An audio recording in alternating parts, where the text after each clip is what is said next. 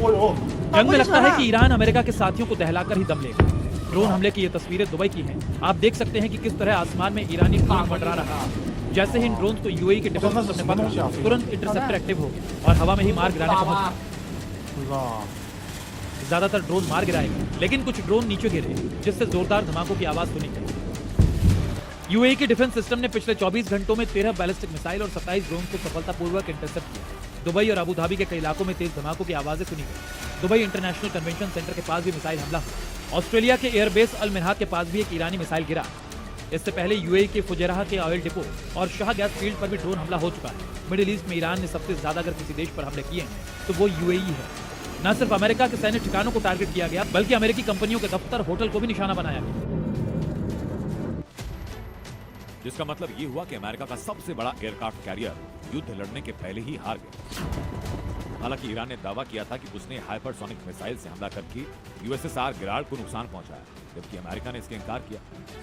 लेकिन अब खबर ये कि 30 घंटे में जब इसमें लगी आग को बुझाया गया तो पता चला कि इसे काफी नुकसान पहुंचा है और इसलिए एयरक्राफ्ट कैरियर को मरम्मत के लिए ग्रीस भेजा जा रहा है। करीब 10 दिन के लिए ये ग्रीस में रुकेगा, यानी यूएसएस गिराड 4 के साथ उसके जंगी जखीरे को भी लाल सागर छोड़ना पड़ेगा। आपको बता दें कि यूएसएस गिराड 4 के डेक पर अमेरिका के 40 multirole fighter jet F-18 super hornet तैयार रहते हैं। इसके अलावा F-35 किसी भी हमले के लिए तैयार हैं। एयरक्राफ्ट कैरियर के साथ चलने वाली न्यूक्लियर सबमरीन और 5 डिस्ट्रॉयर इसकी ताकत कई गुना बढ़ा देते हैं। ऐसे में अचानक इसका लाल सागर से हटना अमेरिका के लिए झटका है, क्योंकि लाल सागर में हूती विद्रोही इजराइल के खून के प्यासे हैं। क्योंकि तुर्की के इंसरलिक एयरबेस पर अमेरिका के 20 परमाणु बम और B-52 बम्बर तैनात हैं। अगर ईरान की मिसाइलें इंसरलिक बेस को हिट कर देती हैं तो तुर्की में भीषण तबाही मच सकती है। अमेरिका किसी को मुंह दिखाने लायक नहीं बचेगा। खतरा इसलिए ज्यादा है क्योंकि तुर्की के इंसरलिक एयरबेस और ईरान के बीच की दूरी सिर्फ 1000 किलोमीटर है, जबकि ईरान के पास 10 से ज्यादा ऐसी मिसाइलें मौजूद हैं जो एटम बम वाले बेस को निशाना बना सकती है। ईरान का शाहिद 136 ड्रोन भी इसे आसानी से हिट कर सकता है, लेकिन अमेरिका और तुर्की को सबसे ज्यादा खतरा क्लस्टर बम दागने वाली खुर्रम शहर 4 मिसाइल से है, जो बीती रात इजराइल की 5 लेयर डिफेंस शील्ड को नाकाम कर दी। यही वजह है कि हमले की आशंका से तुर्की के राष्ट्रपति की टोन बदल गई। बताया जा रहा है कि यूएई में थार्ड के ध्वस्त होने के बाद तुर्की के इंसरलिक एयरबेस पैट्रियट डिफेंस सिस्टम लगाया गया।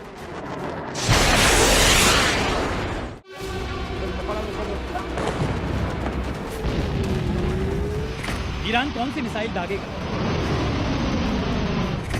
ईरान कौन से शहर पर हमला करेगा?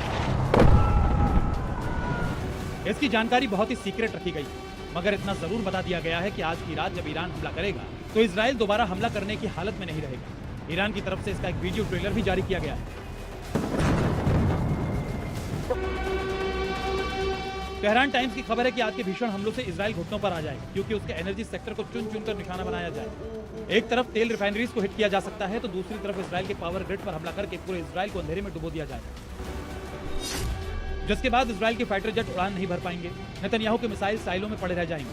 मिलिट्री इंस्टॉलेशन पूरी तरह तबाह कर दिए जाएंगे। ईरान के तेवर से अमेरिकी राष्ट्रपति डोनाल्ड ट्रंप तक खौफ में है। उन्होंने कहा है कि अभी वक्त है, युद्ध बंद कर दिया जाए। बीती रात ईरान ने इजराइल के 100 ठिकानों पर हमले किए थे। दावा है कि आज की रात उससे भी 2 गुने या 3 गुने हमले किए जा सकते हैं। जंग के बीच इजराइल ने एयर स्ट्राइक करके ईरान के सबसे ताकतवर व्यक्ति लारिजानी का अंत कर दिया। अब युद्ध में लारिजानी की जगह कड़े और बड़े फैसले लेने की जिम्मेदारी जिसके कंधों पर होगी, उनका नाम है सईद जलीली। ईरान के सुप्रीम नेशनल सिक्योरिटी काउंसिल की कमान अब 60 साल के सईद जलीली संभालेंगे, यानी अमेरिका और इजराइल से जंग में सुरक्षा मामलों के सभी बड़े फैसले जलीली करेंगे।